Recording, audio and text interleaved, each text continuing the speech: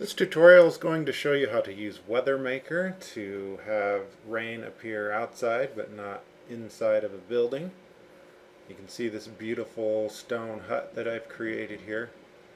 I'm going to turn on the rain, and you'll see a common thing that happens when you turn on the rain, and that is that it's going through the hut wall. That doesn't look very good, not very realistic. So how do we deal with that? How do we get this rain to only appear outside?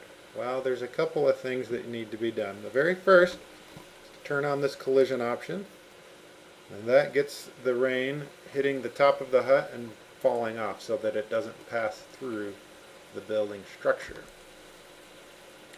Now, I've also had to do some additional changes to make sure these explosion particles that you see in front there don't fall through the hut. By default, those do not have collision turned on because it's fairly expensive to have the rain collision on and then a rain explosion, which also has a collision.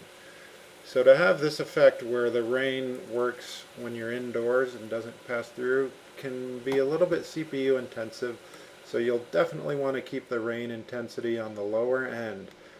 Definitely don't want to go above 0.5 because if you do, the CPU will be hit pretty hard and the mist and additional rain particles will start emitting and those will appear inside.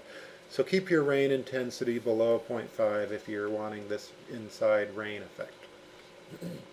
Secondly, you'll see this rain explosion particle system. I've gone in and turned the collision on, and I've set the collision quality to high.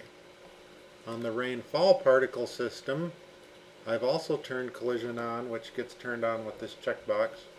I've also set the collision quality to high. That way no particles leak through. By default, the particle systems have low collision quality, which means most of the particles will collide, but some will sneak through the geometry. So you'll want to make sure that all the particle systems have a collision quality of high and all the explosion particle systems have a collision quality of high, and that the explosion particle systems have the collision on by default. You'll notice when I uncheck the collision, the rain collision turns off, but the explosion collision is on.